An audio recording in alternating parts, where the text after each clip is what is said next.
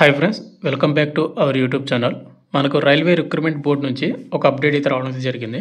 ఇది official update కాదు. మనకు రైల్వే డిపార్ట్మెంట్ నుంచి మనకు RPF constable and RPF sub inspector post అయితే భర్తీ చేస్తారు కదా.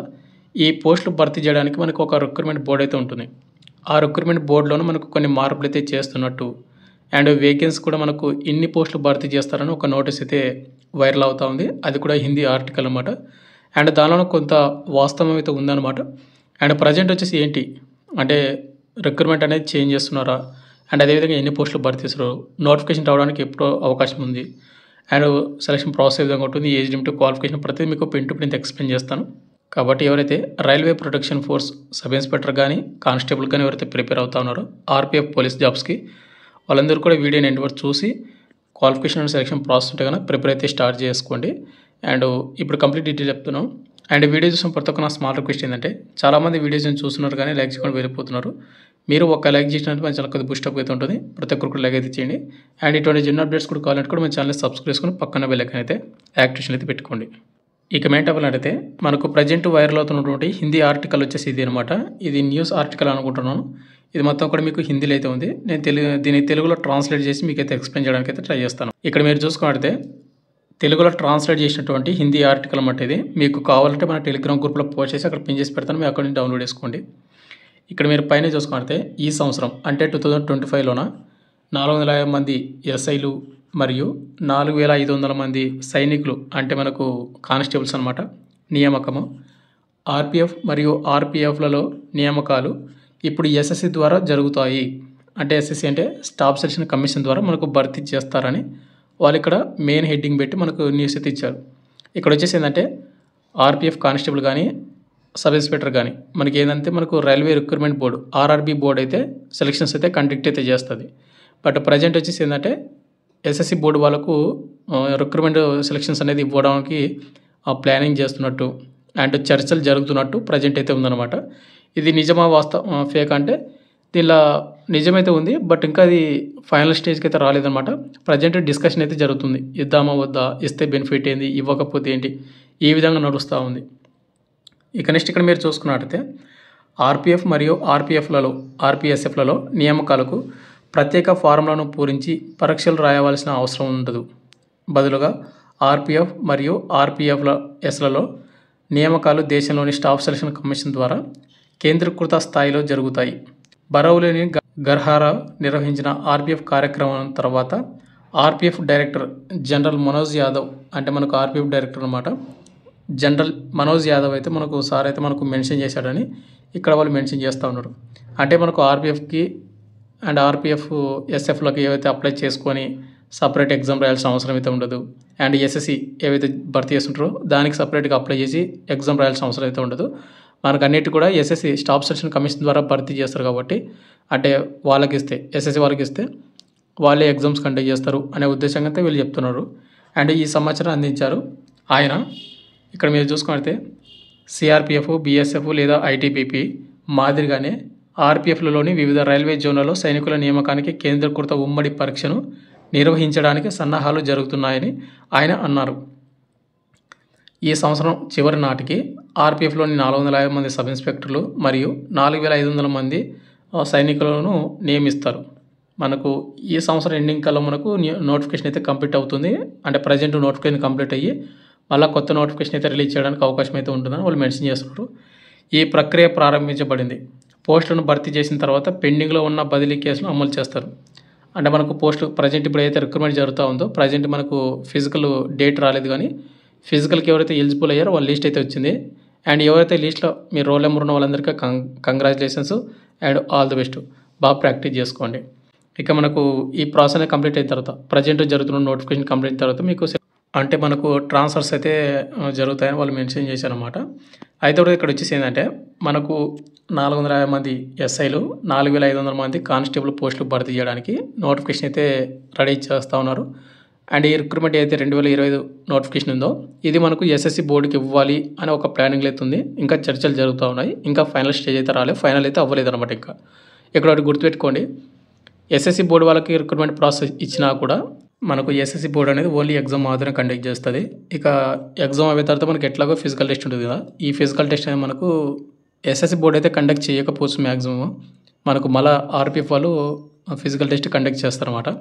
ఎందుకంటే ఇప్పుడు ఆల్రెడీ ఇప్పుడు ఎస్ఎస్జిడి కానిస్టేబుల్కి కానీ ఎస్ఎస్సి బోర్డు వాళ్ళు మాత్రం ఓన్లీ ఎగ్జామ్ మాత్రమే కండక్ట్ చేస్తారు. ఎగ్జామ్ అయిపోయిన తర్వాత ఫిజికల్ టెస్ట్ ఎవరు కండక్ట్ చేస్తారు? సిఆర్పిఎఫ్ వాళ్ళు కండక్ట్ చేస్తారు. అట్లాగే ఆర్పిఎఫ్ కూడా ఎగ్జామ్ ఎస్ఎస్సి బోర్డు కండక్ట్ చేసిన అండ్ ఫిజికల్ టెస్ట్ అనేది మనకు ఆర్పిఎఫ్ వాళ్ళు కండక్ట్ అయితే చేస్తారు. ఇది ప్రాసెస్ అయితే ఈ విధంగా అయితే ఉండొచ్చు అని నేనైతే అనుకుంటున్నాను. అండ్ నోటిఫికేషన్ ఎప్పుడు రావడానికి అవకాశం ఉందంటే కన్నా మనకు 2025 ఎండింగ్ కల్లా రావడానికి అవకాశం అయితే ఉంది. 2025 నోటిఫికేషన్ది. అండ్ పోస్ట్ అనేది మనకి ఇక్కడ వాళ్ళు 4500 కానిస్టేబుల్ అండ్ 450 పోస్ట్ అనేది మనకు ఎస్ఐ పోస్ట్ అయితే భర్తీ చేస్తున్నట్టు వాళ్ళు మెన్షన్ చేశారు. బట్ ఏంటంటే ప్రజెంట్ ఏదైతే మనకు 2024 నోటిఫికేషన్ ఉందో ఆ నోటిఫికేషన్ అనేది త్వరగా కంప్లీట్ చేసుకోవాలని వాళ్ళైతే ఉన్నారు. ప్రజెంట్ మొన్ననే మనకు ఎగ్జామ్ రిజల్ట్స్ కూడా రావడం అయితే జరిగింది. అండ్ ఫిజికల్ డేటు మొత్తం కూడా మనకు త్వరలో అయితే రావడానికి అవకాశం అయితే ఉంది. ఎవరైతే ఫిజికల్కి ఎలిజిబుల్ అయ్యారో వాళ్ళందరూ కూడా బాగా ప్రాక్టీస్ చేయండి. ఇక నెక్స్ట్ మనకు 2025లో వచ్చే నోటిఫికేషన్ అవుతుందో ఆర్పిఎఫ్ కానిస్టేబుల్ కానీ సబ్ ఇన్స్పెక్టర్ కానీ వాటికి ఎగ్జామ్ ప్యాటర్న్ ఏ విధంగా ఉంటుంది, సెలక్షన్ ప్రాసెస్ ఏ విధంగా ఉంటుంది, మీకు 2024లో వచ్చినటువంటి నోటిఫికేషన్ని బేస్ చేసుకుని మీకైతే చెప్తా ఉన్నాను. ఇది మనకు 2024లో ఆర్పిఎఫ్ నుంచి వచ్చినటువంటి కానిస్టేబుల్ అనమాట. 02 అంటే కానిస్టేబుల్, 01 అంటే సబ్ ఇన్స్పెక్టర్ అనమాట. మీకు 2024 బేస్ చేసుకుని మాత్రమే చెప్తున్నాను. ఒకసారి చూసుకోండి. క్వాలిఫికేషన్ ఏజ్ లిమిట్ ఉన్న వాళ్ళు అప్లై చేసుకోవడానికి మీరు ప్రిపేర్ అయితే స్టార్ట్ చేయండి. ఇప్పటి నుంచి మీరు ప్రిపరేషన్ స్టార్ట్ చేస్తేనే ఎగ్జామ్కి అనేది మీకే బెనిఫిట్ అయితే ఉంటుంది. ఇక నెక్స్ట్ మనకు ముందుగా వచ్చేసి ఈ నోటిఫికేషన్కి ఎవరు అప్లై చేసుకోవచ్చు అంటే ఇండియన్ సిటిజన్స్ అందరూ కూడా అప్లై చేసుకోవచ్చు. మనకు ఇండియన్ సిటిజన్స్ మన ఆంధ్ర తెలంగాణ వాళ్ళు కూడా ఉంటారు కాబట్టి వాళ్ళు కూడా మేల్ అండ్ ఫీమేల్ ఇద్దరు కూడా అప్లై చేసుకోవచ్చు. ప్రజెంట్ నేను కానిస్టేబుల్ మాత్రమే చెప్తా ఉన్నాను. అయితే ఇక్కడ మన కానిస్టేబుల్ వచ్చేసి 18 నుండి 25 సంవత్సరాలు ఉన్నటువంటి యువర్ ఈడబ్ల్యూఎస్తో అప్లై చేసుకోవచ్చు.